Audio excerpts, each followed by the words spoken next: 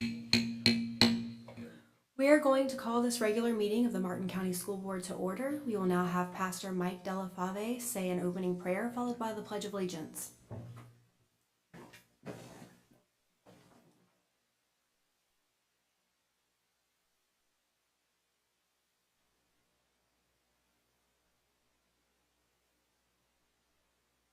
Microphones, please. I just put it on. There you go. I just put it on. You guys can hear me now? You got Okay, it. cool. It's a pleasure to be here. I'm actually a children's pastor at a local church at Revive, but before I was a pastor, I was a teacher. And I gotta say, I was a teacher in Martin County, and it was the promised land for me. Seriously, I taught at Citrus Grove. I taught fourth grade, and it was amazing. Amazing. So I love this county and I love this school system. I truly do. So Lord Jesus, we just bless this day, Lord. We thank you for the leadership in this room. Lord, and we trust what you want to do with this county, Lord, and for our precious children. So Lord, we bless everyone in this room, but not only everyone in this room, but also all the administrators. And Lord, especially the teachers, because we know they don't do it for pay, Lord. They do it for passion for the children.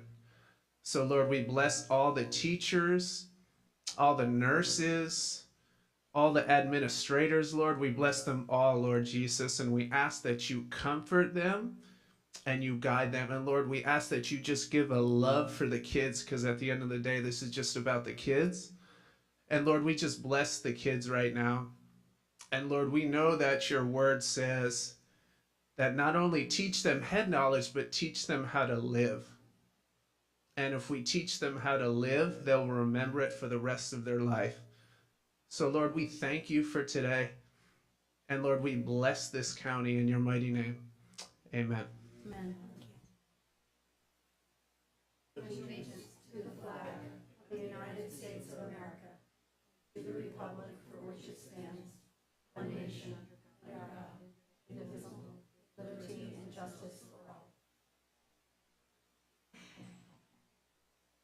Mrs. Falls, will you please call the roll?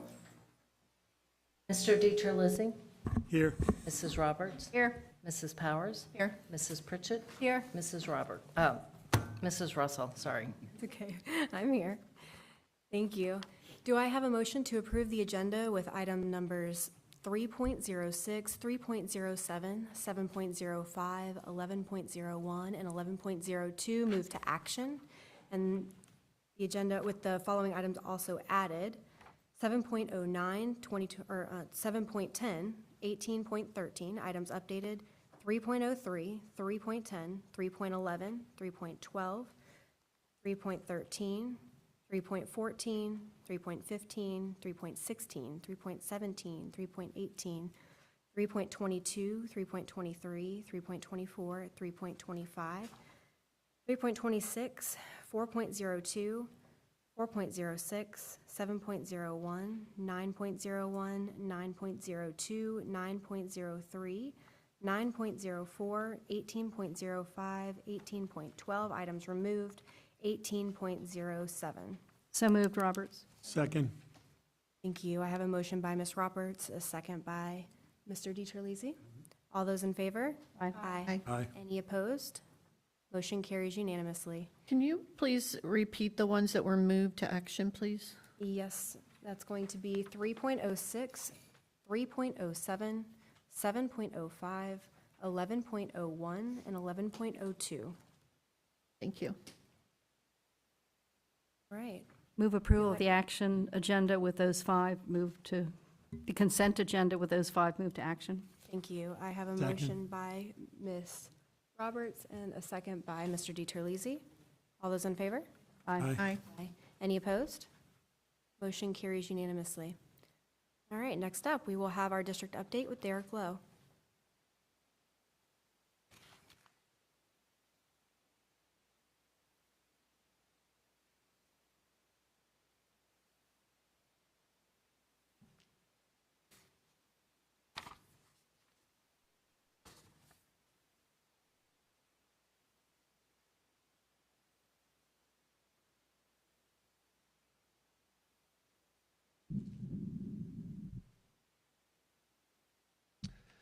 Madam Chair, members of the board, Superintendent Maine, my name is Derek Lowe, Coordinator of Public Information and Community Relations. It's my pleasure to bring you this month's district update for the month of July.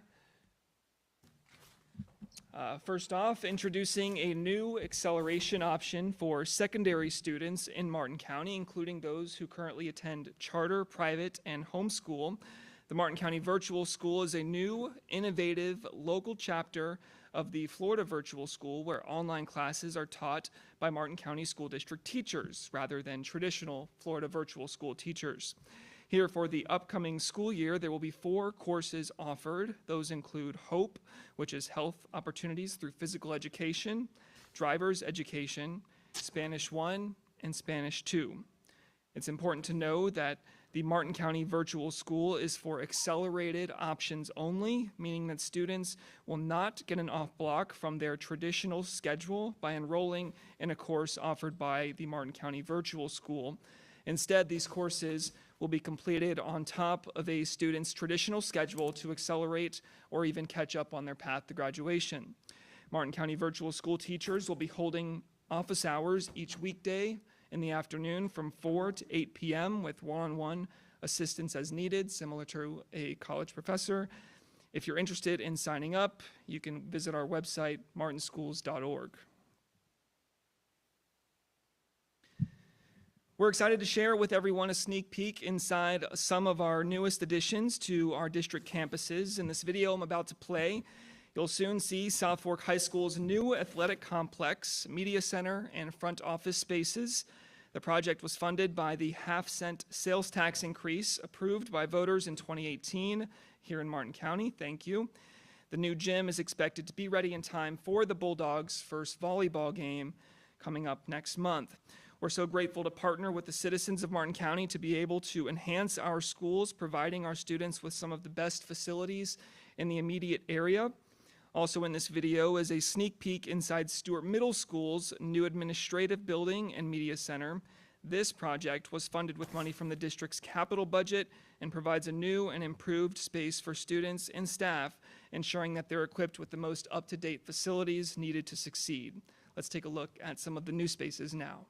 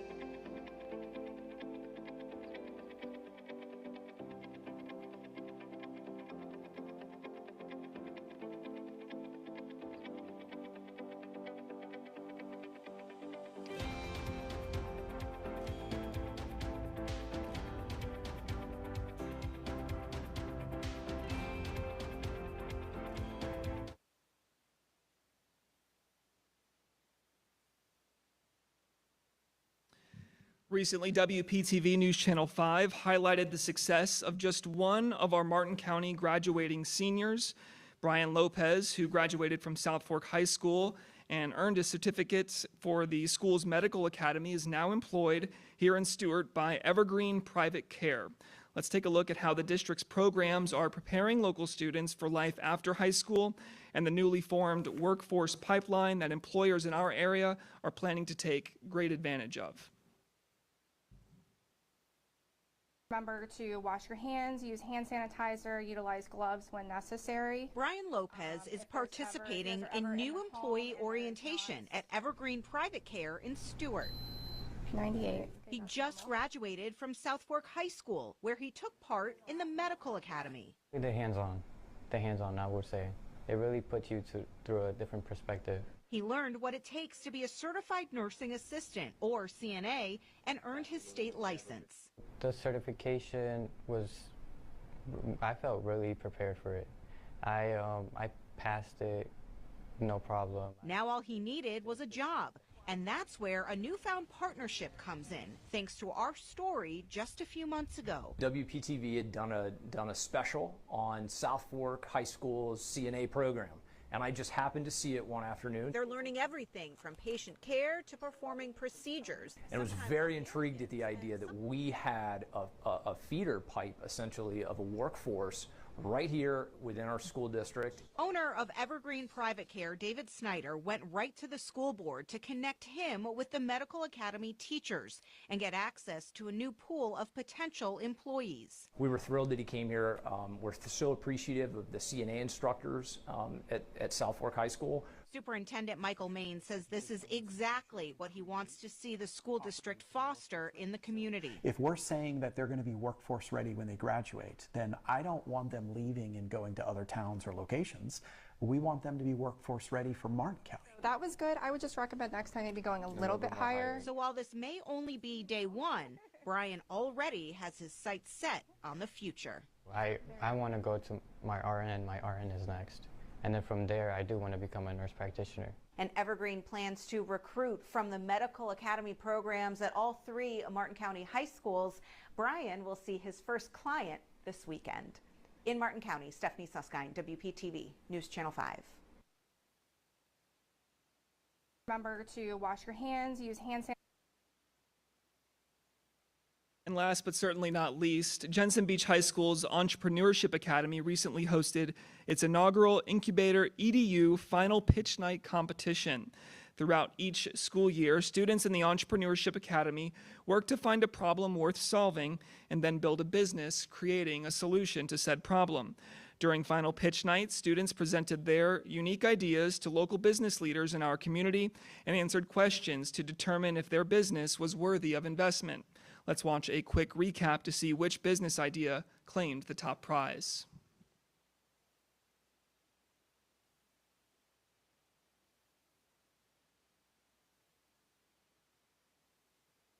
Big too.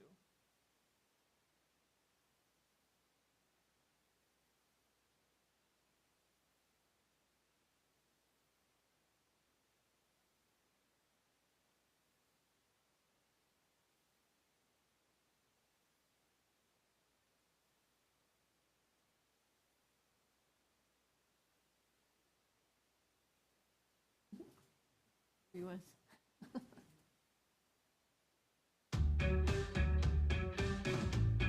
Hi everyone, I'm Elizabeth, this is Aubrey, Brooke, Luke, and Lauren, and we are sales team. 3 groups of entrepreneurs enter the Shark Tank. And we are Live 5. Although this is more like the Falcon's Nest. With Trotco, we plan to develop a bag that is not only weatherproof, but it's also sun damaging proof. Jensen Beach High School students in the Entrepreneurship Academy spent the school year finding a problem worth solving and building a business creating the solution. They build, test, learn, and apply, embracing the cycle of experimentation, core to entrepreneurship, a great training ground for life. They created marketing plans, looked at profit margins and revenue goals, everything to build a successful business. So, for marketing tactics, we've used apps such as Instagram, TikTok, Facebook, and YouTube. We're going to have 3 plans for our subscribers, a 1 month, a 6 month, and a 1 year plan. With those different plans, we're expecting to bring in about $34,000 in our first year of business. Their hard work culminated into this inaugural pitch night where they share their ideas with local business leaders. In terms of your market, what percentage of people in Florida actually surf? How did you come up with the number of people that would actually use this situation? Trotco reimagines surfboard bags, Sailmates, a website to help competitive sailors find teammates, and Lifify, an app to help athletes stay on schedule. And the winner is... And coming in first place in the inaugural Jensen Beach High School Pitch night, Trot Co.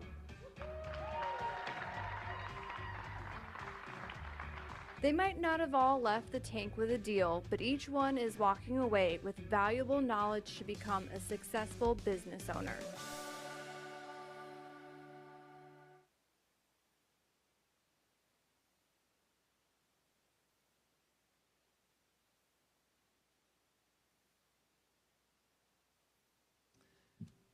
And that includes, or concludes rather, this month's district update. Until next time, of course, you can find us wherever you scroll. The district has its own app and websites, as well as profiles on Facebook, Twitter, YouTube, and Instagram, and LinkedIn. Thank you. Thank you, Derek. Mr. Main, would you please share your superintendent's update? Yes, Madam Chair. Before I begin with my update, pending board approval, we do have a new assistant principal, Mr. Beasley, Robert Beasley, for Murray Middle School. Mr. Beasley, if you'd please stand and be recognized by... Mr. Beasley holds a master's degree in curriculum technology, served as an assistant principal in St. Lucie at Alapath Flats K-8 school from 2009 to 2011, and has been with our school district now, working as a district technology instructional coach, and just really is one of those key utility players. He's all over the place, and we really appreciate the work that he has put forth both here at the district level and all of the assistance that you've provided each of our schools. Superintendent's kickoff, you had a huge hand in that, as well as a lot of our graphic design that you see throughout the district is done by Mr. Beasley. So we are very pleased and blessed to have him at Murray Middle School joining alongside or serving alongside of Miss Tiffany Roth. So welcome aboard, sir, the administrative ranks.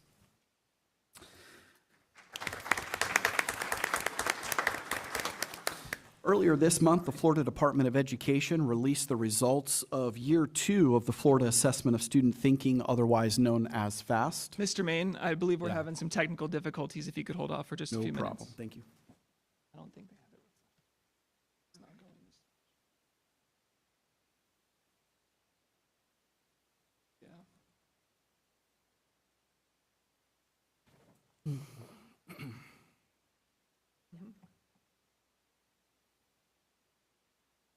I don't think any windows are open. I can try and reopen it.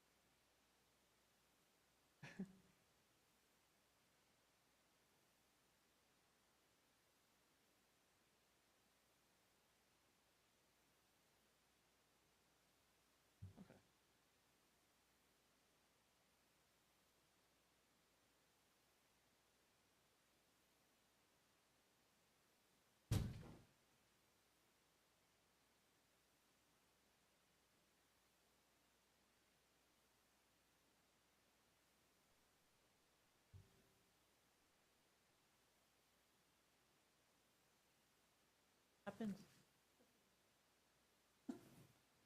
Anytime there's a problem, clear. just turn it off. All right. Turn it back on.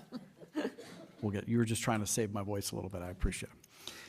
Earlier this month, the Florida Department of Education released the results of Year 2 of the Florida Assessment of Student Thinking, otherwise known as our FAST assessment. Students in the Martin County School District have once again demonstrated notable success across multiple subject areas and grade levels, surpassing state averages and also local rankings. Data shows that our students outperformed St. Lucie Public Schools in ELA, math, algebra, geometry, science, civics, and U.S. history.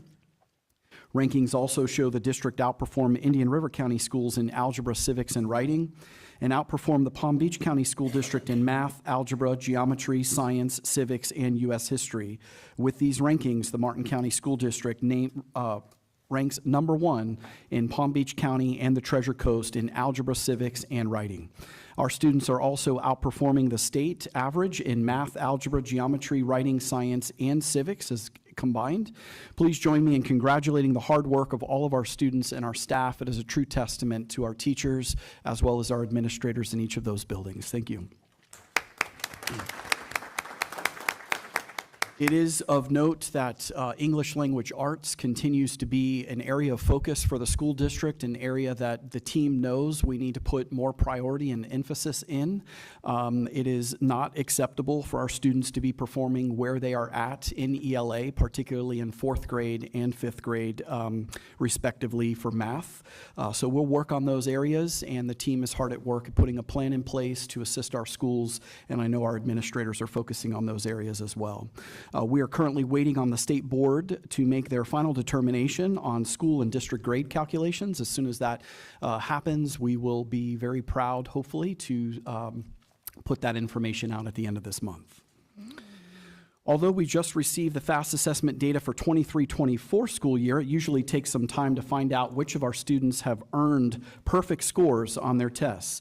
Because of that, the district recently received the names of students who received perfect scores on their FAST assessments for the 22-23 school year. I'm proud to announce more than 150 Martin County school students accomplished the goal of perfect scores. This is a feat fewer than 1% of students across the state achieve, and we are proud of each and every one of these students. Let's hear from a few of them that were most recently recognized at our perfect score celebration. Celebrating perfection. I got a perfect score on the Science EOC for 8th grade. Obtaining a perfect score on my grade 4 FAST. More than 150 Martin County students are nothing less than perfect on at least one of their state tests during the 2022-2023 school year. I am very, very happy that we have a room so full of kids. It's an incredible achievement not many can say they've earned. This is no easy feat. So scoring a perfect score means you scored perfectly. You got every question correct. Fewer than 1% of the students that take this test all across the state achieve a perfect score. You guys have accomplished something significant. So how did they do it? You can do it. It's easy. Just advance on your own where possible. Maybe easier said than done. For subjects and ideas and topics in a class, I try to go to the very base level of it, try and find out how it was derived, why it makes sense. For example, the quadratic formula. How is it derived? Why does it find the zeros of a quadratic equation? They might have different tactics, but their quest for knowledge is the same. And it gives me hope for the future. They're setting the standard for excellence and inspiring us all to reach that #1 spot. Please know, students, that it doesn't end here. Go on to do great things. Life is not necessarily about a perfect score. It's about what you do. It's about what you do with that perfect score and with that knowledge that you have. Congratulations to all these students, their educators, and families.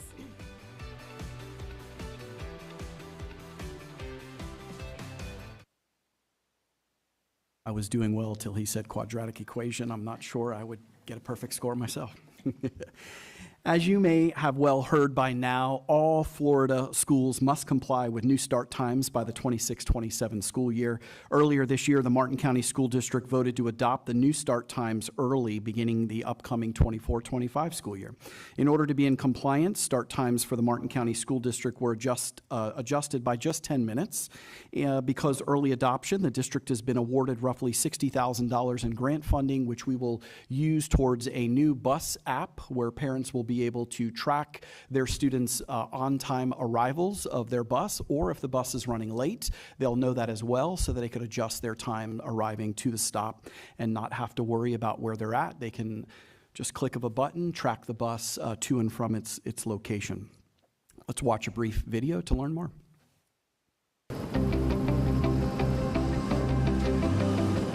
This year, the Martin County School District is adjusting our start times to comply with Florida statute that requires school start times not begin before 8 a.m. for middle school or before 8:30 a.m. for high schools. This means just a slight adjustment from what we're accustomed to here in the Martin County School District. For example, elementary schools that typically began instruction at 7:30 a.m. will now begin instruction at 7:40 a.m.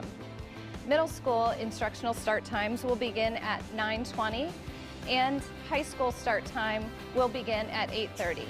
Because the Martin County School District is complying now with Florida statute, we have been awarded a grant that is being used to provide an exciting new product that will support families and schools in helping our students arrive at school on time. The Here Comes the Bus app is now available for Martin County families to provide real-time information about the bus location to help parents and students get to the bus stop on time. These new school start times will begin in August 2024 and will allow students to arrive just 10 minutes to school later than the times we're accustomed to from last school year. This should allow families a little bit of extra time in the morning, and we're excited to welcome our students back to the Martin County School District on August 12th. We encourage all families to download the Here Comes the Bus app in your local app store. Please be aware there is a similar name app called Where's the Bus. That is not the correct app. The correct bus tracker app that we will be using in the Martin County School District is called Here Comes the Bus. Please be on the lookout as district staff will be pushing out more information on our local social media and YouTube channels on how to sign up. The district just held its summer job fair last Thursday, July 11th. Over 150 people had pre-registered, but staff has briefed me and we had over 175, including many walk-ins that did actually attend. In total, district departments offered conditional letters of employment to over 24 positions that were either offered the day of the job fair or shortly before. 9 teachers, 9 paraprofessionals, 1 painter, 1 school site support tech, 1 desktop support tech, 2 secretaries, and 1 bus driver. As of yesterday, we have about 10 teacher vacancies, which is extremely good for this time of the school year. Last time this year, we were averaging well over 30 positions for instructional vacancies that we still needed, but we do still have 20 paraprofessional vacancies, most of those para positions being with our ESE students. So if you are someone out there that would like to be a teacher's aide, otherwise known as what we call a paraprofessional, please contact the school district office and go on our website for HR where those positions are posted. And we encourage anyone interested in making the difference of the lives of students to definitely apply. We need wonderful people out there and to start the 24-25 school year. At this time, Madam Chair, this completes my superintendent's update. Thank you. Are there any questions from the board for any of the other information-only reports?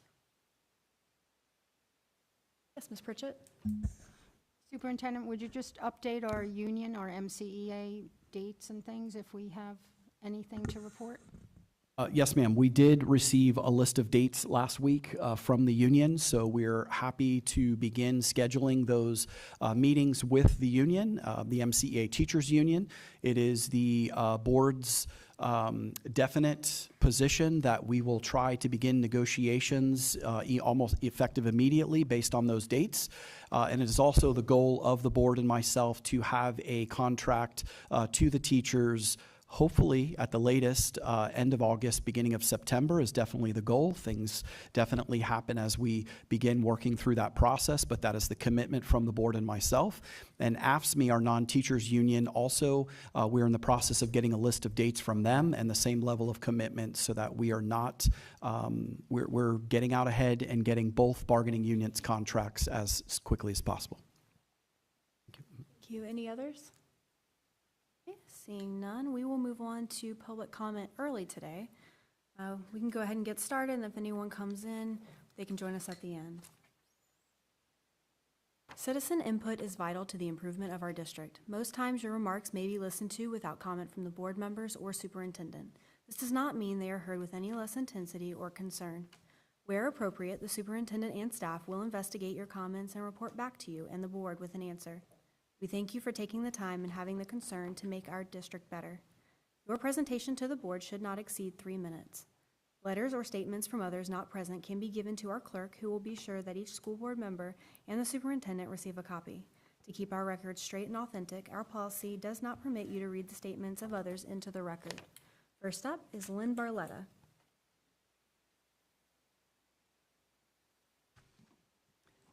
Thank you, Madam Chair, the Board, and Superintendent Maine. I am the founder of 4 nonprofit organizations in Martin County beginning in 2001, including Visionary School of Arts and Florida Faith Alliance to fight child trafficking. I've served as the community liaison and face on South Florida News since 2016 as an expert on child trafficking prevention and have conducted over 100 live awareness presentations personally. We produce the awareness videos and the live training for Martin County schools, Indian River schools, soon spreading to other counties. I'm happy to have Rob Gluckman here, who is one of our video sponsors with Treasure Coast Urgent Care. And I'm here to inform you of the mounting dangers of cell phones in the hands of children as a safety issue. My stats come from the Justice Department, Florida State Alliance to End Human Trafficking, FBI, Polaris, National Center for Missing Children, and more. The average predator tries to contact a child through their cell phone with apps, texts, gaming, and the internet 30 to 50 times a day, every day, like a sales call. Now with AI on the scene, you can multiply that by thousands. Understanding that child trafficking is the fastest growing crime in the entire world, and America is the biggest buyer of sex. 50% of all prosecutions for trafficking involve online recruitment, and the fastest growing gateway to child trafficking is sexting and sextortion on their phones, which is a leading cause of youth suicide. It's in every school, and there are recruiters the same age as our children who are connected to organized crime rings, and they are paid in cyber money and gift cards that cannot be traced. Recruiters in schools invite children into vaults of well-known apps and games where there is violent video sexual activity going on with adults and children.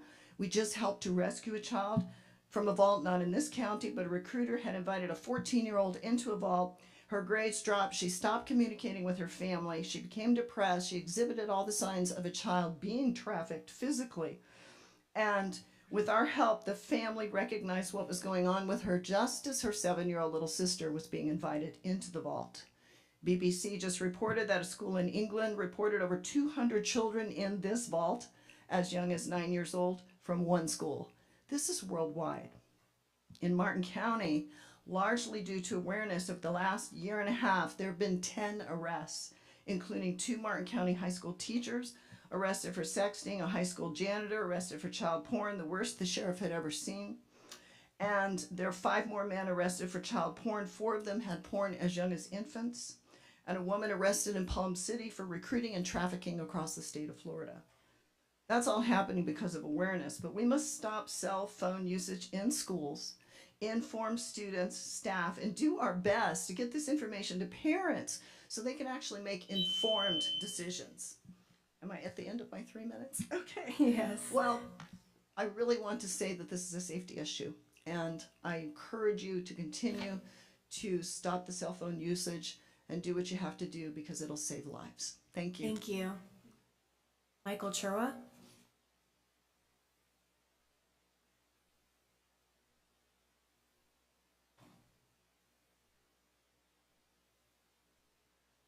Good afternoon. My name is Michael Churwa. I'm here to speak about the Code of Conduct, mostly on the cell phone policy that you guys are getting ready to vote on.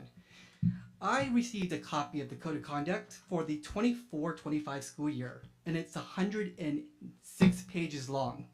Half the book is currently marked for removal, so it should bring it down to about 40-45 pages. I know as a parent, I don't read this. So you're expecting parents to be involved, which I find ridiculous. Ms. Powers at the meeting last week said that you guys want parent involvement, but you guys don't make an effort to get the knowledge out. I heard about the cell phone policy last week from the news. The district did not make an effort. Now, the wording that you guys are getting ready to vote on says that you're going to all cell phones and wireless devices visible or in use on campus during cell phone hours will be taken away and only returned to a parent guardian at a designated time by the administration. Well, the school hours that the office are open are 7 to 3:30 for elementary, 8:10 to 4:40 for middle schools, and 7 to 4 for high schools. So I understand it's an inconvenient for parents, but when do you expect parents to come and pick up the phones? I mean, parents are inconvenienced constantly. We take our children to dance, sporting events, we make dinners. So I don't understand why you guys are requiring the parents to pick up the phones. Now, I can go through this code of conduct and I've ducktailed certain pages, but my concern is where the vice chair and Ms. Powers wants to move it to a Sorry, level. you we cannot cannot address. address- Yeah, thank you. Sorry. You guys It's made okay. comments No. last week in the board meeting, so I'm addressing the comments. You can address the board as a whole, you just cannot Okay, address individuals. I'll address the board as a whole. So the board has wanted to move it to a level 3. And if I have the correct page here, yes. Page 3, a level 3 starts with a minimum of alternative placements, expulsion, suspension up to 10 days. So you're telling me that you're going to suspend a kindergarten kid for having a cell phone out that they may not even know that their parents put in their backpack? I mean, if you brought it back down to a level 1 or a level 2, you guys could address the situations on an individual basis. But when the board decides to make it a level 3 and want to suspend children because they have a phone out, that's where you guys are crossing the line. Thank you for your Thank time, you. and you guys have a good day. Eunice Bussum?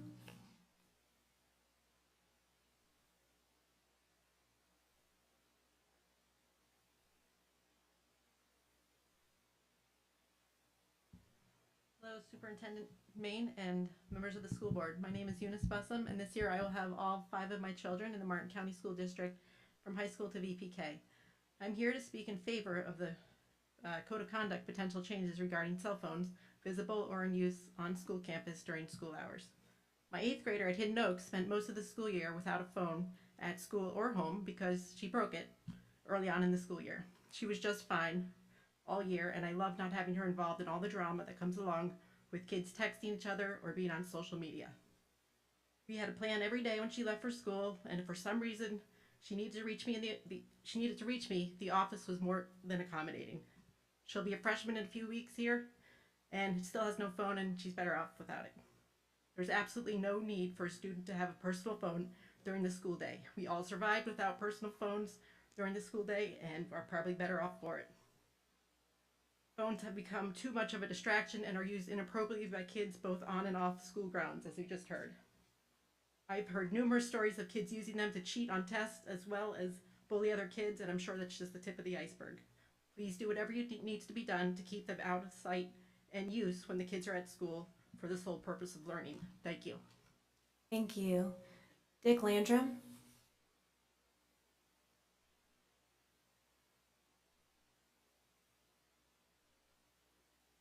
Good afternoon, Dick Landrum from Palm City. I'm here to talk about the community pool at the Coach Dick Wells Training Center again. But more importantly, I want you to know how disappointed I am in the school board's handling of this situation. We've had a great opportunity to display to our community and to our students a good lesson in the functioning of a democratic republic and the importance of consistent truth and honesty in our governance. As for the democratic republic, you each represent districts, and your responsibility is to listen and correspond to your constituents, allowing you to understand what the majority wants. None of you ever answered my questions to you. Truth and honesty, the lesson I want our young people to take away from each government action is that we admit our mistakes, correct them, and go on in the best possible direction. Your work order for $1.2 million was bogus. We showed you that it was overstated by almost $1 million, and yet you refuse to let the public know your error. I have been trying to compile figures from the school district on what it costs to run the pool each year. You have been saying for years that it costs close to $150,000 a year, but my first 2 years sampled show that the net cost is about $83,000. Will you let the public know your error? As a group, we want to work with you and make the pool more financially equitable by implementing the old programs that you have taken away over the years. We need all the programs back and then some more. 60 people have drowned in Florida since January, some adults, some children. Here's what we want you to do. Admit to the public your overstated work order error. Provide the exact method used internally to create that work order. Let the public know the actual annual net costs of running the pool. Let the public know what you're going to do to improve swimming safety in our county, excuse me. A friend just returned from vacation in Iceland. She noted that in all the villages she visited, villages of populations of just hundreds of people, they all had community pools that were full of swimmers. She was told that Iceland has a requirement that everyone must be able to swim by age 8. We can do better. Thank you. Thank you. Lauren Esposito?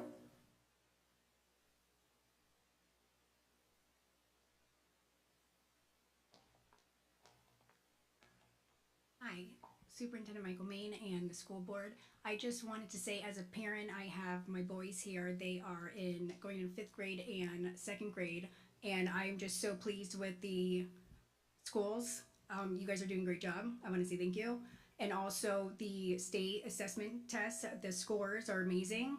The only question that I was wondering is, so I'm on the PTA and I want to make sure that the teachers and the students are celebrated for all their hard work last year, because they did amazing, and there was a lot of testing and, make sure you eat a good breakfast, get a good night's sleep to get good grades, just for a reward. And I'm trying to, come up with something with the principal and PTA as far as doing something special for the kids and the teachers who put in the hard job, and continue it, because the testing's going to continue to go. And we're definitely on our way to top of the state of Florida. But thank you so much for everything you do. I love our school system. Thank you. Thank you. Okay, that concludes public comment. We will have to stop at 5 p.m. since we did end early, and we'll see if there's any other public comment at that time. Now we will move on to our action items. Item number 3.06 is renewal Indiantown High School Transportation Agreement. Are there any questions from the board? Yes, I ask that be moved to action. So both 3.06 and 3.07 have a requirement in there about a fuel surcharge. If diesel prices go above $3.36 a gallon, I just wanted to verify that we were in fact charging the surcharge when it's appropriate.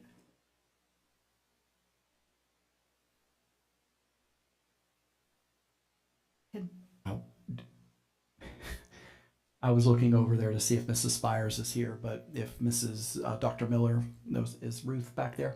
Ruth, are you able to answer that question? Okay, can we? Sure, maybe Mr. Morrison, do you know? I do not know at this time, but we can research to make sure that the appropriate surcharge is levied once that price is exceeded. Okay, thank you very much. I appreciate it. I move approval of 3.06 and 3.07. Second for discussion. I know we buy under state contract, so we get considerable discounts. So our diesel fuel prices, any of our fuel prices are considerably cheaper than on the street. So it would be nice to know if that portion of the contract is street price or our actual cost. Okay, did say our cost. So yeah, just for public's sake, we do get deep discounts. Thank you. I just wanted to be sure that if there was a surcharge in the contract, that we were in fact charging the surcharge. Thank you. Okay, so we'll go ahead and approve 3.06 first. And I have a motion by Ms. Roberts. Do I have a second? By Ms. Pritchett. All those in favor? Aye. Any opposed? Motion carries unanimously. Now we will go ahead and do item number 3.07, renewal of Clark Advanced Learning Center Transportation Agreement. It was the same question, so it was both of those. So I'll move approval of that as well. Second. Thank you. I have a motion by Ms. Roberts, a second by Mr. DiTerlizzi. DiTerlizzi. All those in favor? Aye. Aye. Any opposed? Motion carries unanimously. Okay, we will go on to our next item, which is item number 7.05. Yes. like to propose. Use your, I would, in light of this change from the VAM score to the years of service, I would like to propose that the board consider giving them back pay for the years that they didn't get what they should have, that they were being given stipends based on other teachers' scores. So I think it's a way to give back and make them whole, because that's why this all came about to begin with, because they were being paid on things that they had no control over. And I just feel it would only be the 0 to 3 years and the, I guess it's 4 to 6 or 7 years. The ones who already got 5,000 wouldn't need to be made whole because they already got 5,000. So I'm just asking that we discuss it, because I think it's a good effort to make them whole for not getting, they were getting paid on test scores that were out of their control. And I don't think that was a fair or equitable way to do it, and I want to make them whole. So if you were 0 to 3 years and you got, or at that time your VAM score gave you only 2,000, now that you're 0 to 3 years, you should get that extra. I think it's $1,000 and $2,000 for the teachers. So that was my proposal. If I said it, did I articulate it the right way, Superintendent? The teachers that were not getting $5,000, that's who I'm talking about. They were getting $2,000 and $3,000, not always based on scores that they had any control over.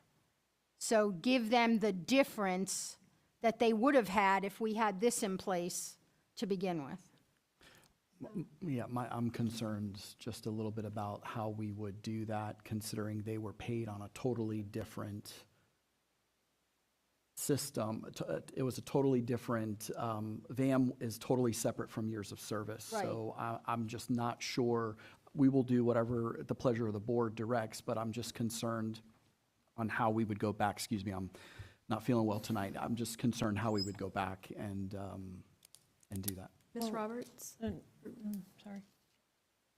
I'm not sure how, since that was a past action of the board, to go back and change that action. I then wonder what it does. Do we have anybody that we overpaid then? And then if we had anybody that we gave too much money to, do we try to get that money back? I don't know what the fiscal impact is. I mean, I think that I heard you and I agreed with you when you brought it up that the formula needed to be changed. And I agreed that it needed to be changed, and I think this is good moving forward. I think it's kind of problematic to be going backwards. It's just the way. I just wanted, Yeah, I understand what you're saying. My concern was the teachers didn't fare, they did not, the ones who were affected because of an ELA score where they don't even teach ELA, they got a stipend based upon someone else's classroom scores. I'm trying to find a way to make them whole for not being in control of that action. And I think it's my understanding that the growth component of evaluations for teachers, if you don't have a set classroom roster, that's the way that it works. Is that correct, Mr. Main? That if I don't have, so let's say I'm a media specialist or a gym teacher, and I don't have a classroom roster, that my growth component of my evaluation is based on kind of like all the students that I touch kind of thing. Is that the way that that works? That is correct, Ms. Roberts. And I think that was the way when it was the first time it was brought up and the first time we implemented this, that was the way it was explained to me, was that this was mimicking or looking similar to that. But then I did understand what you said afterwards of maybe moving to a different formula where we were doing it the way that it's proposed now. All right, and I appreciate that and appreciate being heard. I would just say, moving forward, that when we do offer these types of things, that we make sure we're not relying on other teachers' scores for that teacher who's getting it, who can't control that. They're not responsible for what other kids did in other classes. They can only be responsible. So I think it's more practical to just deal with, if you're a teacher and you get the score, then that's fine. But if someone else is getting it and you're getting the stipend based on what someone else got, we shouldn't be doing that moving forward. That's my, thank you. Thank you. Well, first of all, I think we would have to negotiate something like that. Okay. But secondly, I mean, I think there are a lot of issues with VAM in general because it makes a lot of assumptions and there's a lot of what ifs in the formula. I mean, I don't even think, unless you're a psychometrician, that you're going to understand the whole VAM and the way VAM, and the simplicity of this, I think, is so much better. Yeah. I hear what you're saying. I just think it's going to be difficult for us to go back to something, but recognizing, I think everyone has issues with that VAM model. Okay. I just brought it up because I think more for the principle of it, that it's just, it didn't work. So now we fixed it. So thank you. Thank you. All right, so do I have a motion? So moved. Thank you. Second. I have a motion by Ms. Roberts, a second by Ms. Pritchett. All those in favor? Aye. Aye. Any opposed? Motion carries unanimously. Our next item that came off of consent to action is 11.01, field trip request over 75 miles. Ms. Roberts? Yeah, so it's the same issue with 11.01 and 11.02. That 11.01 is talking about a trip for basketball camp that occurred on June 28th. And we had a meeting, I believe, on June 16th. So I think we need to do a better job of approving these, of having these going through the review and approving them before the trip happens. I mean, even if we're approving something that is contingent on somebody doing something so that they then therefore go, it concerns me, and I spoke to some staff last month when this was happening last month.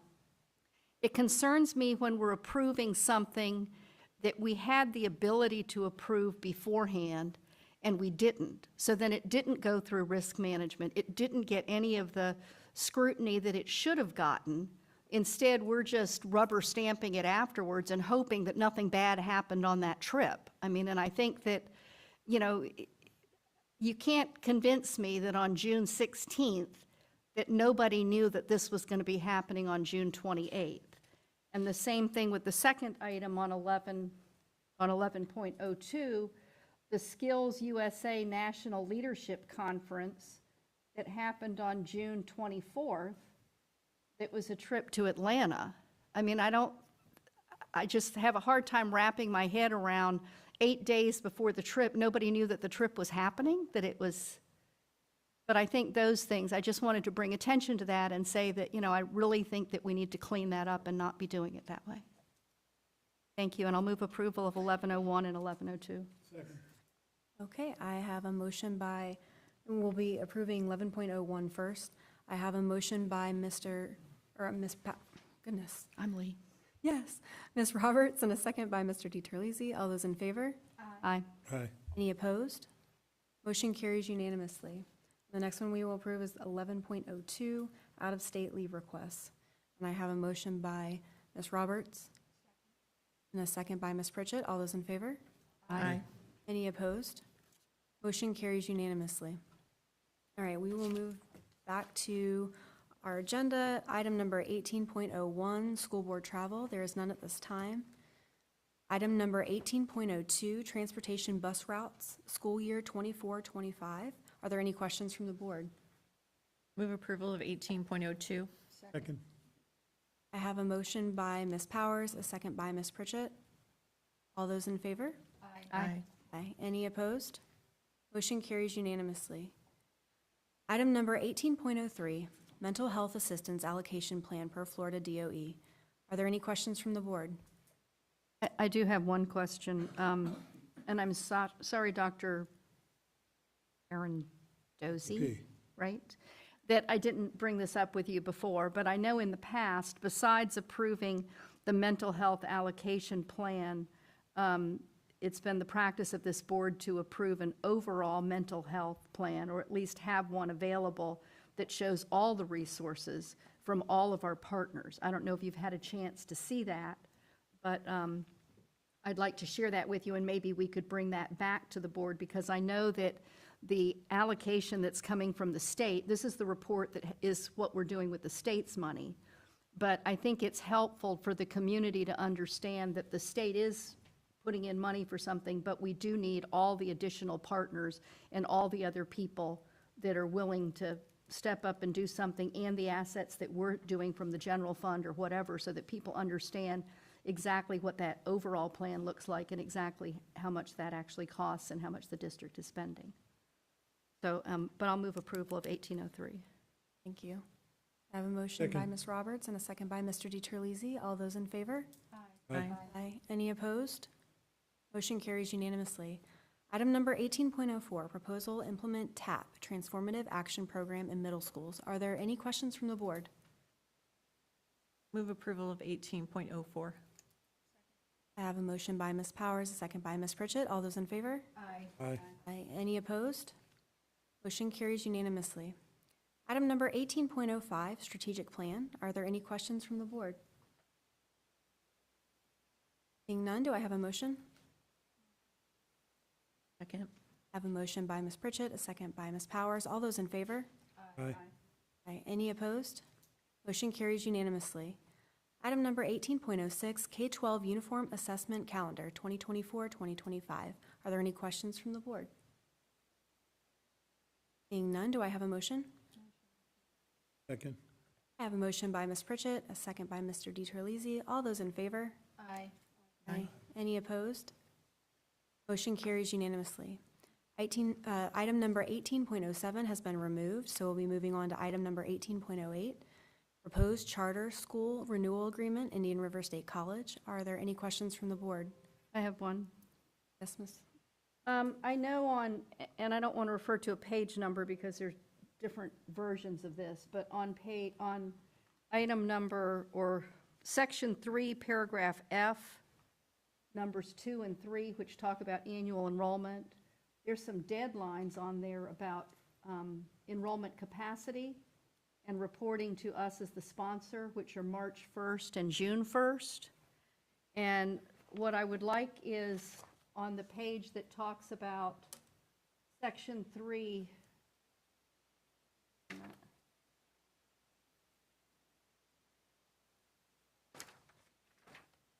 oh, that other one was section 2, sorry. Section 2, paragraph F, 2 and 3 have some deadlines. It's a March 1st deadline and a June 1st deadline of a year preceding the year that you're going into. Section 3, which is talking in paragraph A about changing our agreement with Clark so they can be authorized to serve students 9 through 12. I would like a sentence added in there that says the school shall comply with the deadlines and requirements of section 2, paragraph F, just to kind of link it back and be sure that, that those deadlines that they have to give us advance notice are being complied with. Well, I guess I would want to know from from an attorney, if we're going to change the contract, that sounds a little bit, what the impact would be. And whether Clark Advanced Learning Center is going to agree to that or not. Right, well, I'm not asking that we change the contract, I'm asking to restate that they would be complying with that section of the contract. So the contract already has those deadlines and things in that section F. I just want to be sure that we're drawing attention back to it so that the things are linked together. So I guess you could argue, well, it's already in there, so it doesn't need to be in there. I do serve as the board appointee to the Clark advisory board. And when we had our last meeting, they weren't even really aware that they were being asked to do ninth grade.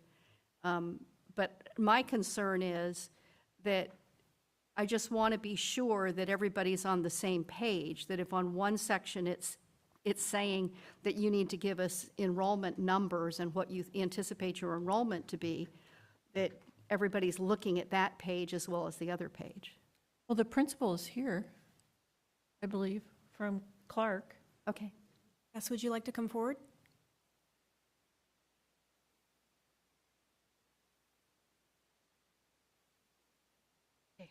What can I answer?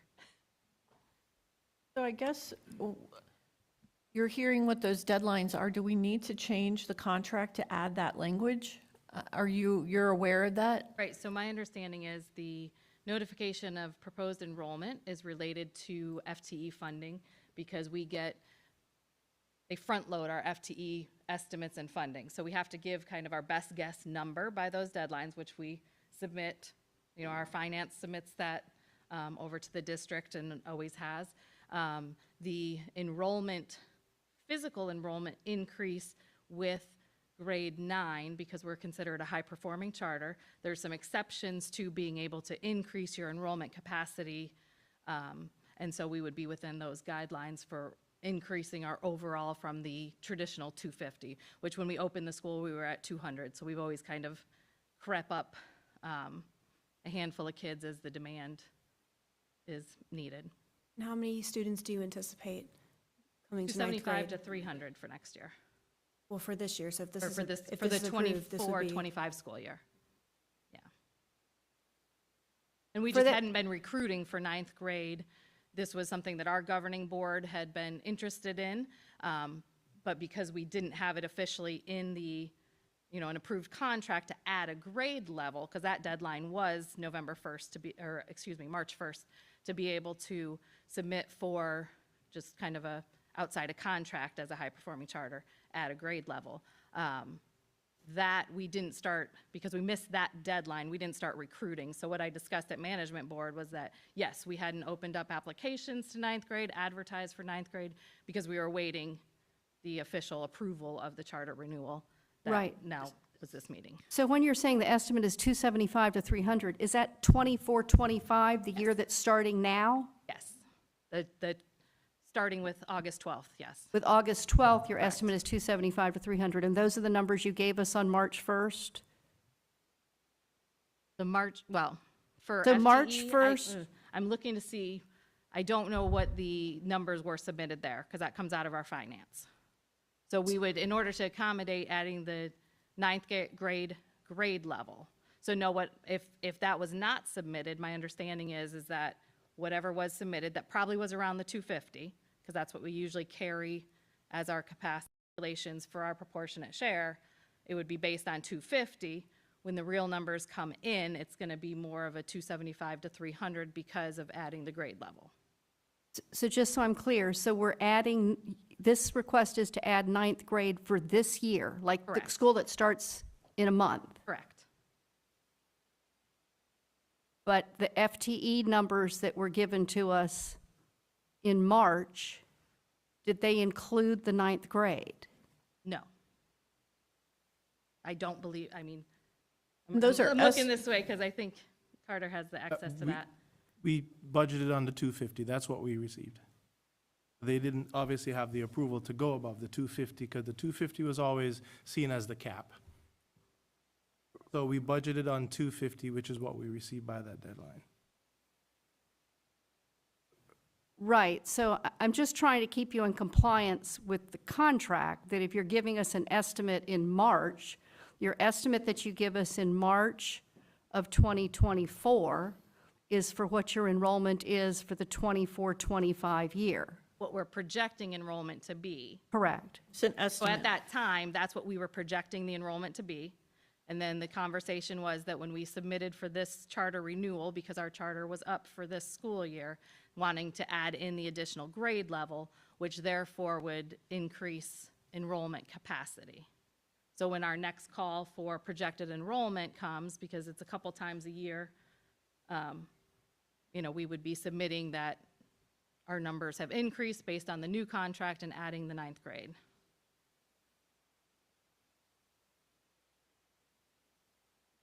So it sounds like at the time you gave us the 250 number on March 1st, you were unaware from your governing boards that the request was being made to add 9th grade. Correct.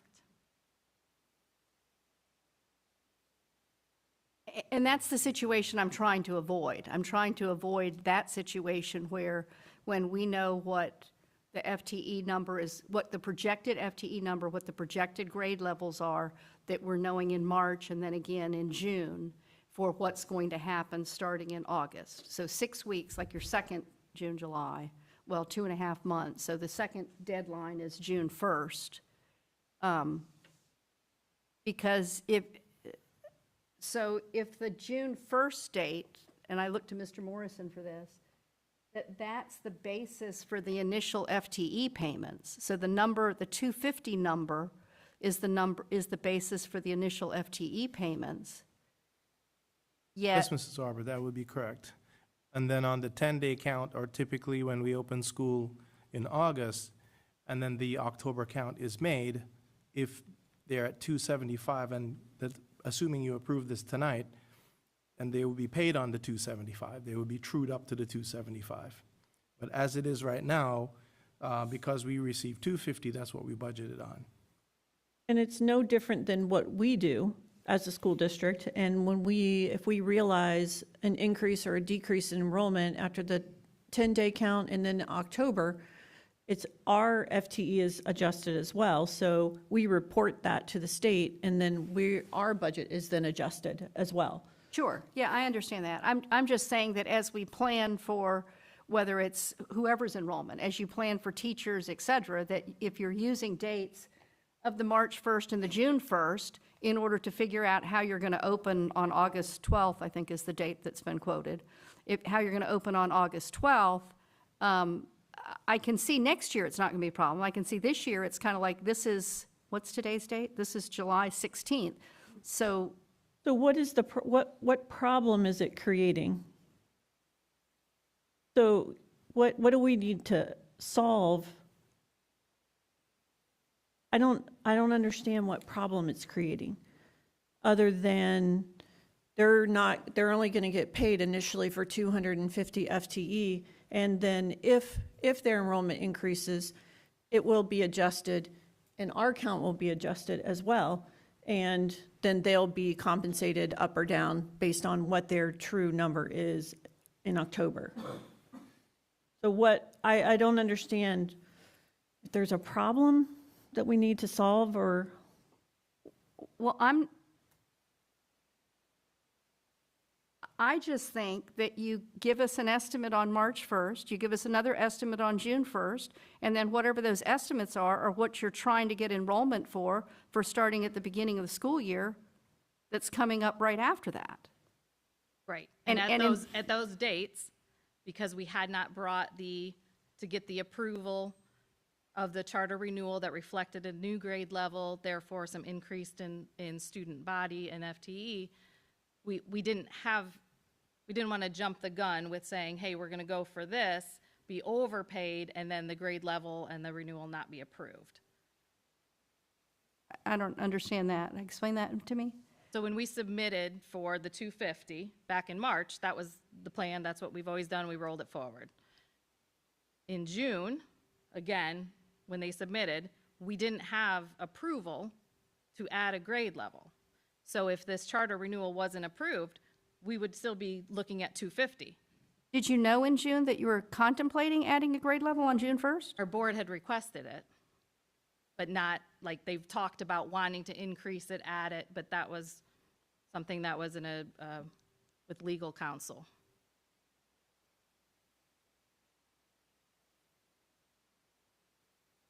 Okay, I mean, I just think that the flow is you tell us on March 1st, then you tell us on June 1st, and then that's what you try to get for your enrollment starting for the beginning of the school year.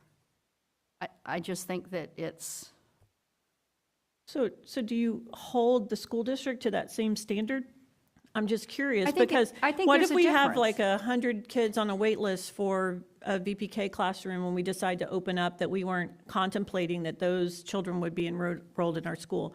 We would not stop and not enroll more children because we didn't estimate correctly. I feel like. Yeah, I do think we hold people to the same standard, because I think I look at this as one school.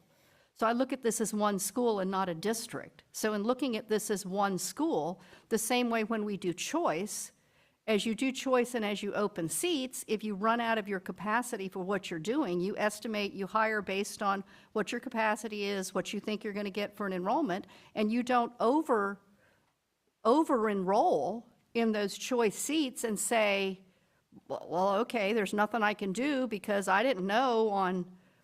Well, so will March the 1st or June increase 1st. cause you to over-enroll? Are you all short teachers? Is there an issue that I'm not seeing?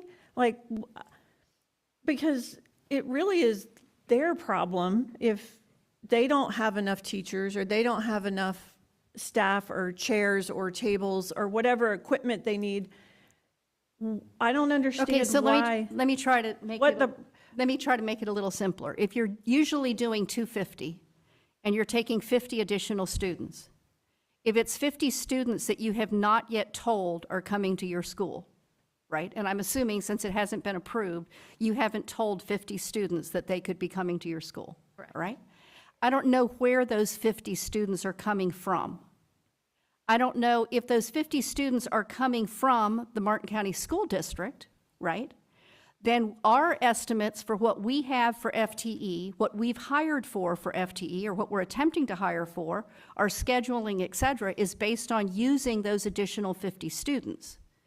And then coming to us later, after the fact, and saying, yeah, I know it's less than a week, less than a month away, but yeah, I've got, out of my 50 students that I've got on my list, 40 of them are coming from the Martin County School District that would normally be going to, I've got some at Martin County, I've got some at South Fork, et cetera, that, yeah, I believe that parents deserve choice. I believe that the money follows the child and the parent should have choice on where their student goes, but I just think as far as planning goes, it puts us in a position where, okay, so Mike, you take your 40 students and take them out of the Martin County School District and send them over to Clark.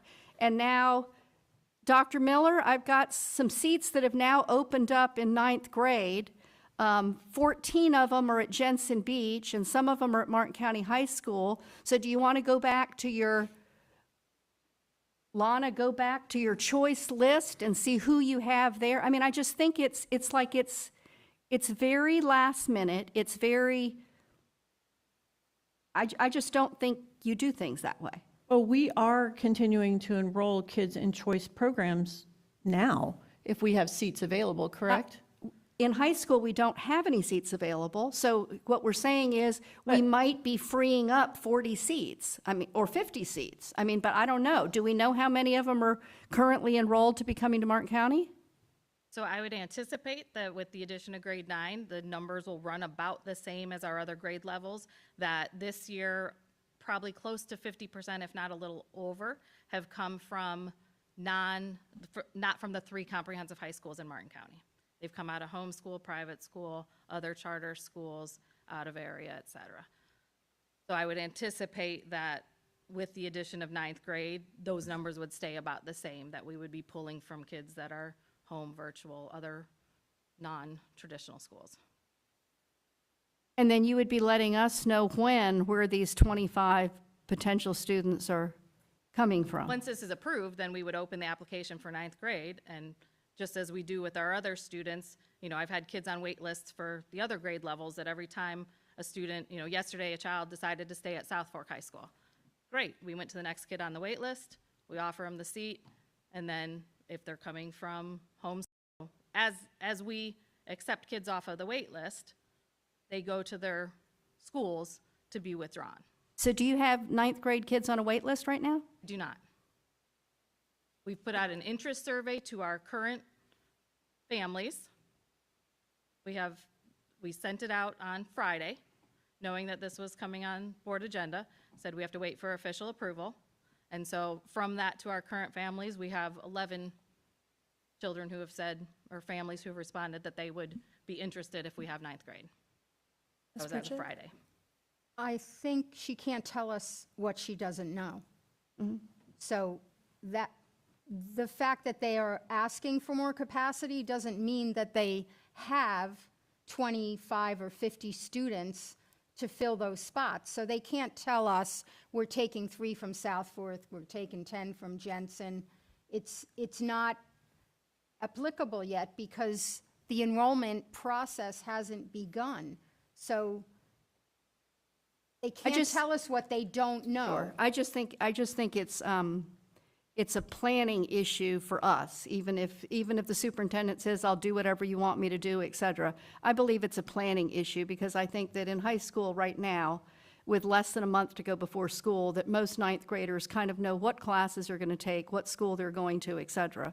And we're hiring based on those numbers. So even if if those kids were all coming from somewhere else and weren't planning on coming to us, it doesn't impact us, but I think it ends up impacting us. So I think it's not like, it is not the same as what we do, because what we would be doing is, it would be the equivalent of saying, okay, well, I've got 50 more slots at Jensen Beach High School.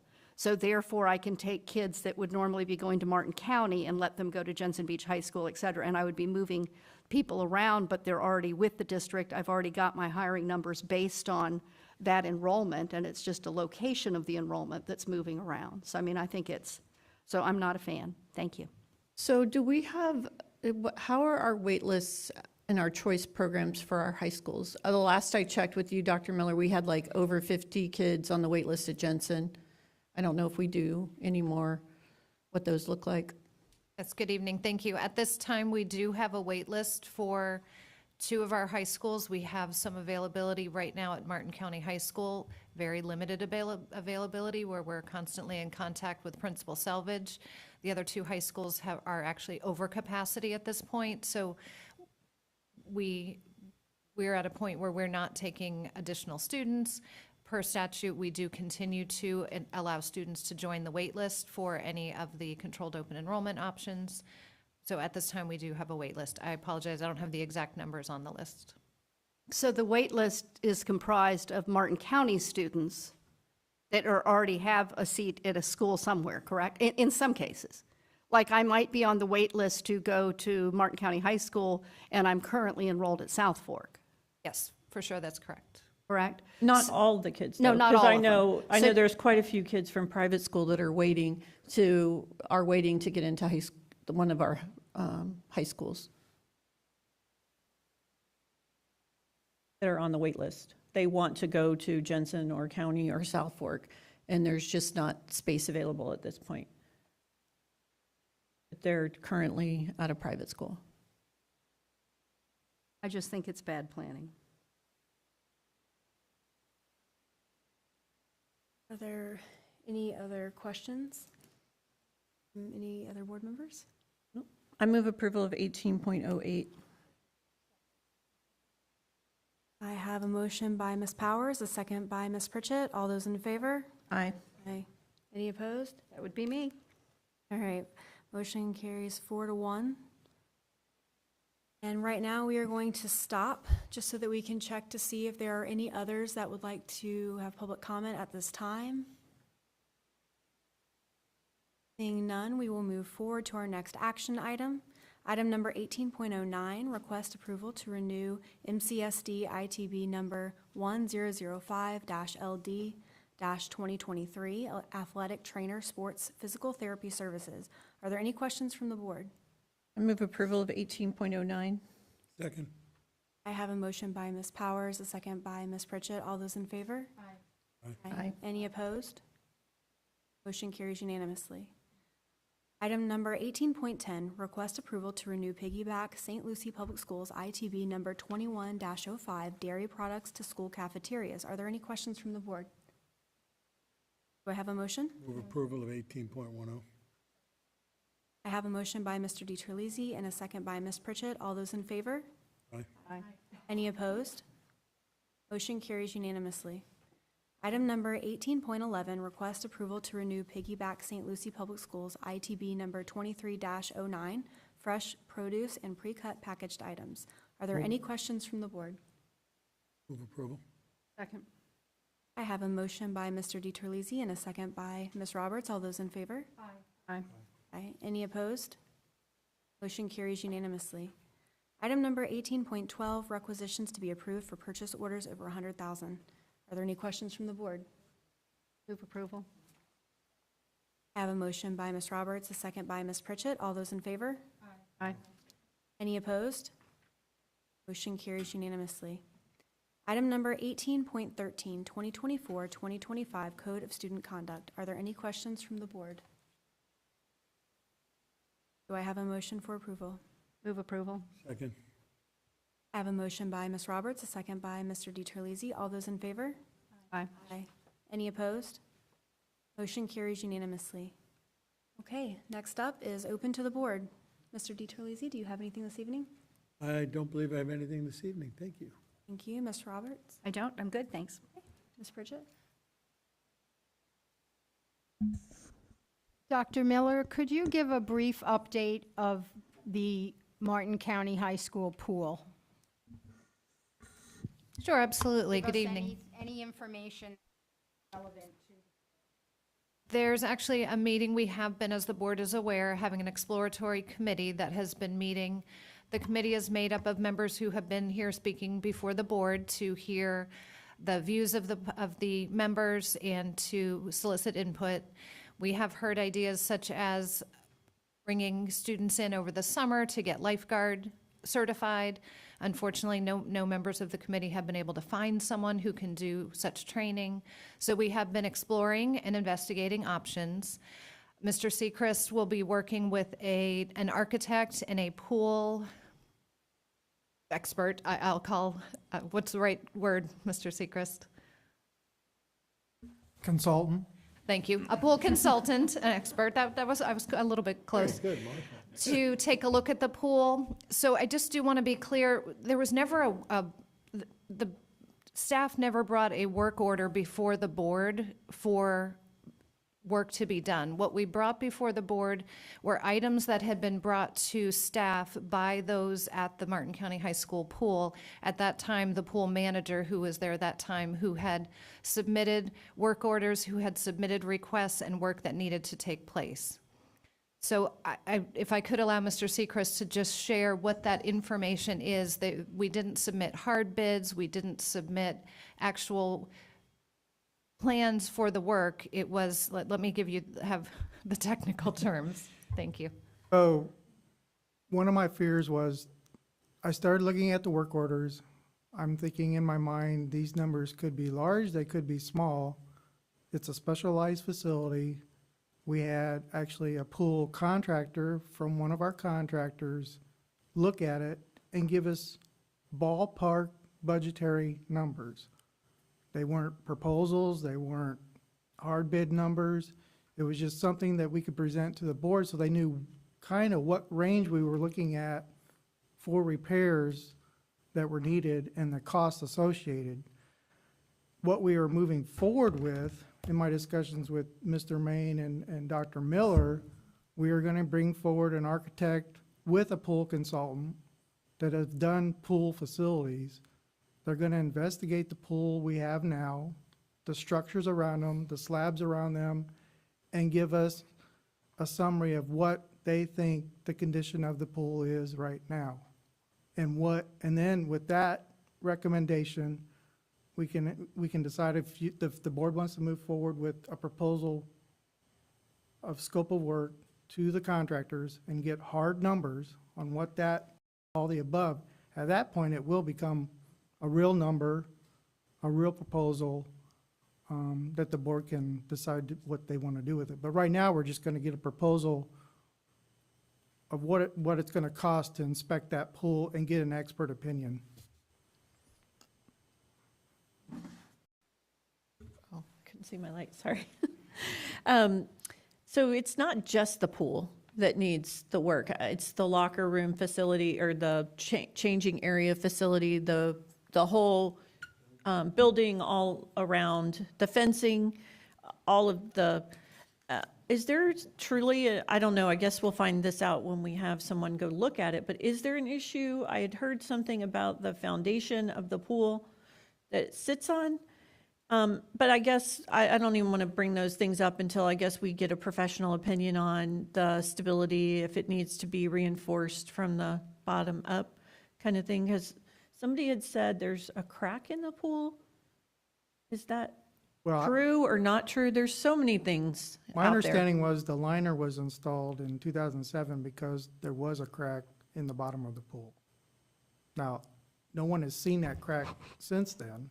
Because of the liner? Because of the liner. So it's probably there. We've noticed some cracks in the pool deck. We've noticed some cracks in some of the buildings. So consultant to look at the whole complex so that we get the overall picture. That was my thought process. And I would agree with that. I just want to put to bed that we're not being transparent. I've heard that word come up several times, and I think it's important to note that we are doing everything that we're supposed to be doing. We're not hiding anything, and we are moving forward to get an absolute proposal that you can bring before the board. Correct. Thank you. Yes, and Madam Chair, if I may add, with the meeting that we have, the team that's been there, we've had quite a bit of staff there to listen, to hear, to share information. We did have our attorney who's here with us this evening. He presented at the last meeting to share the status of the ownership of the pool so that we could also share that the Martin County School District does in fact own the pool facility and that it doesn't belong to a community partnership or a community agency. So that information was shared with the committee. So we have been meeting and moving along. We continue to listen. We have some students who have presented ideas. And again, we've tried to make a forum at the school, it's informal. People come in, kind of share what they're thinking, what they would like to see. And again, exploratory is really a good way to describe exploring the potential options available for the pool, but until we really know what the status and the condition of the pool is, the physical condition of the pool, that's something that we just want to be sure that never did staff present that these were hard numbers. This was exactly as Mr. Sechrist explained it. And so that's something that we have shared with the committee again several times, and I can reiterate that tomorrow as well. You're welcome. Powers, do you have anything this evening? I just had one question about the virtual school options for our new Martin County virtual school. It was stated that it's acceleration only. I'm just concerned that we're not going to get a lot of students that want to take Spanish 1 or 2 if they're taking it on top of a 7-period schedule during the day. I can understand like the Hope or driver's ed, but I just want to be careful that we're not eliminating students to do that through our virtual school because we're not allowing them to take that as one of their 7 periods during the school day. I can speak to that. Madam Chair, members of the board, yes, that is, our intention is to market it as an acceleration option to get some of those kids that can get ahead. We are not going to prohibit kids from taking it during the day. They're welcome to take those courses whenever they would like and engage in them whenever they would like. Our plan is not to create off blocks for them to take those courses, but we'll of course look at every situation as a case-by-case basis. But we are not going to prohibit students and bar them from taking those courses only outside of the school day. So when you said the off block, so if a student is enrolled in 6 classes on a traditional high school campus and then they're taking 1 virtual class through our Martin County virtual school, they would only be on our campus 6 periods and then they would be doing virtually the like Spanish 1 or Spanish 2. If that's the way we pursued it, yes. And so the way we're marketing this is for acceleration, so students can get some of those courses out of the way or catch up for students that are a little behind, get some of those electives out of the way so that they can accelerate in their core courses. Well, again, that's my concern is that students may shy away from this because of the complexity of the course. if they're already taking a full 7 periods during the day and then have to go home if they have sports, go home at night, I don't know that we're going to recruit as many students. I know one of my kids took Spanish 1 virtually, and it was a lot of work. And so I can't imagine that our virtual school is going to be any different than that. So I just think it's going to discourage kids, and only kids that can handle that type of workload are going to be the ones that are going to take those courses, even though all of our students should be taking Spanish 1 and 2. Yes, absolutely. So when we did our interest surveys, that's where a lot of the interest was in that acceleration. And so that's why we targeted our marketing towards the acceleration options, because of the 60 to 75 parents that responded to that survey. That was the primary interest motivator, was acceleration. So they won't be prevented from, if they want to take 6 periods and then take Spanish 1, Yeah, we they will not be cannot- prevented from doing that, is what you're telling me. As part of our agreement with Florida Virtual School, we cannot prevent them, we cannot ban them from doing it during school hours, but we can certainly encourage them to do it as an acceleration option. Well, not Florida Virtual, but our virtual school. This will be our virtual school with our teachers. Franchise Yes, ma'am. with So Florida, we yeah. have a virtual school franchise, Right. so we use their platform, and as a part of that agreement, we have to maintain certain requirements, and full access to the system is one of them. So when we have the schedule, will you let us know when those, I don't know how if it's going to be self-paced, if there's going to be certain classroom time, if it's during the day, if those classroom meeting times are at night. I know a lot of virtual schools do that. I just would like to understand what a virtual course is what they're going to look like for a student, whether they're doing it during the day or they're doing it at night to accelerate. Yeah, absolutely. And so we'll be happy to provide more information about how that works. But as they're Martin County virtual teachers, we can't schedule our kids into them while they're teaching Martin County virtual. So their teacher time would be during those business hours after school, but they could certainly work on it anytime they have access to the platform.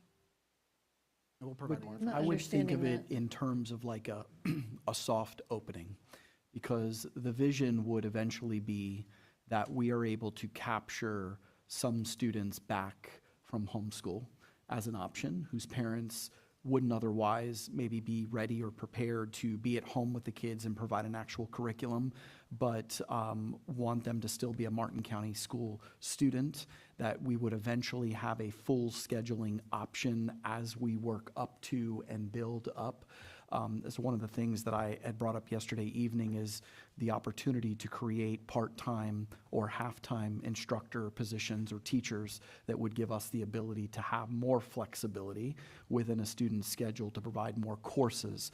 But for right now, given the fact that we're just moving into this space and kind of softly opening this, eventually I would like the program to be self-sustaining, in which it's generating enough FTE that it would have its own virtual principal that continues to build the program and allow there to be more coursework. Right now, options would also be that if a teacher is teaching a full schedule during our day and they wanted to eventually give up their planning period to teach a Martin County virtual course during that planning period, they would have to have an additional classroom supplement to be able to teach that course. So there's a lot of different things that we can look at. But for right now, as Mr. Moore explained, they would have to teach that after their regular school day. After they did their normal day with us, their Martin County teachers, they would then teach the virtual course after hours to those students. I guess my question is, I mean, Florida Virtual doesn't have typically a set classroom time. So I want to understand what a virtual course is going to look like. Are there going to be classroom time? Is it going to be self-paced? Is it going to be homework and then you schedule your meeting with your teacher like Florida Virtual does? What is Martin County Virtual School going to look like? And I just will reiterate again that because this is all happening after hours, and if a teacher wants to teach a class outside of their normal day, obviously they're going to get, I guess we have to negotiate that. But I'm concerned too about children that maybe can't handle 8 classes that wanted, that their only way to fit a Spanish 1 into their schedule is to have it virtually, that we're going to continue to lose those students because we're not being flexible with their time and their, what meeting them. We're only, to me, this is catering to kids that can handle a full day of coursework, 7 periods, and then tackle AP World History and Spanish 2 addition. And not all kids can handle that. So I don't want to exclude them. But that's kind of my concern, that's all. Absolutely. Our goal is to create options for students. And so with this virtual school, we'll have opportunities for kids that are looking to accelerate, kids that are looking to course recover. And of course, it's a new program. And so as we're learning, we'll make adjustments to make sure our kids are supported. And that's the reason we wanted to have this program, so our teachers could teach our kids and have that flexibility that I think you're looking for. To have teachers that are here that can talk to our kids, that can meet with our kids, that can coordinate with our families to provide that support. I think that's the value of this program. And it gives our parents some of that flexibility outside the school day, on weekends, to coordinate with an instructor to tackle some of these elective courses that are substantial and do require a lot of work. And so I think it's a step up from what Florida Virtual School offers and still gives some flexibility. And it will absolutely make adjustments as we go to support our students. Thank you. Thank you. Anything else? Mr. Main, you? All right. Well, this meeting is now adjourned.